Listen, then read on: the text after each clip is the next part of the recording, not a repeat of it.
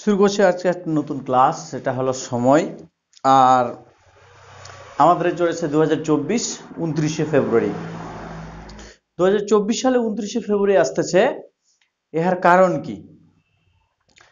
আমরা জানি সময় শুরু হয় সকাল থেকে সন্ধ্যা, আবার সন্ধ্যা থেকে সকাল, সকাল থেকে সন্ধ্যা 12 ঘন্টা, আবার সন্ধ্যা থেকে ঘুরে সকালে আসলো 12 ঘন্টা, টোটাল 24 ঘন্টা। মানে 24 ঘন্টা হলো একদিন, পৃথিবীর আবর্তন গতি। এরপরে চলে আসলো যে পৃথিবীর পরিক্রমণ গতি। পৃথিবীর পরিক্রমণ গতি জিনিসটা কি?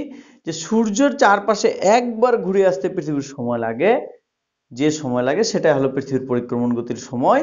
পৃথিবীর পরিক্রমণ গতির সময় 365 দিন, 5 ঘন্টা 48 মিনিট 46 সেকেন্ড। মানে আমি কিছু কম 10 থেকে 11 মিনিট কম করে ধরলে 365 দিন 6 ঘন্টা গিয়ে দাঁড়ালো। তো এক বছরে 365 দিন 6 ঘন্টা, 2 বছরে 365 দিন 6 ঘন্টা, 3 বছরে 365 দিন 6 ঘন্টা, আবার 4 বছরে 365 দিন 6 ঘন্টা। তো 6 ঘন্টা 6 ঘন্টা 6 ঘন্টা 6 ঘন্টা, এই চারটা 6 ঘন্টা মিলে হলো 24 ঘন্টা। এবারে প্রশ্ন হলো 24 ঘন্টা মানে আবার একদিন। ওই যে ঘুরে সামনে চলে আসলাম, সকাল থেকে সন্ধ্যা, সন্ধ্যা থেকে সকাল, সেটা হলো 24 ঘন্টা মানে একদিন একদিন। তো 2024 সালে এই 4 বছর পর পর 2020 পরে আজকে 2024, এই 2024-এ একদিন ফেব্রুয়ারি মাসে বেশি করে ধরা হয়েছে। ফেব্রুয়ারি মাসে হলো 29শে ফেব্রুয়ারি। এবার প্রশ্ন আরেকটা নতুন জিনিস, সেটা হলো লম্ব ধারণা আর তির্যক ধারণা। তো লম্ব আর তির্যক কি জিনিস?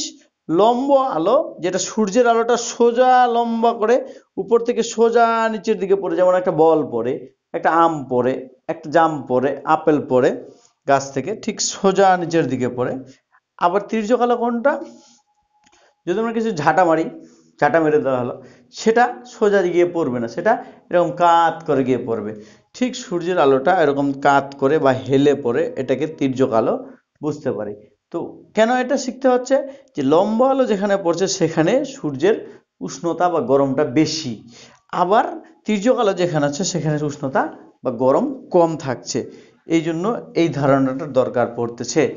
তো সব মিলিয়ে হলো আমাদের সময় ফেব্রুয়ারি মাসে 29 ফেব্রুয়ারি।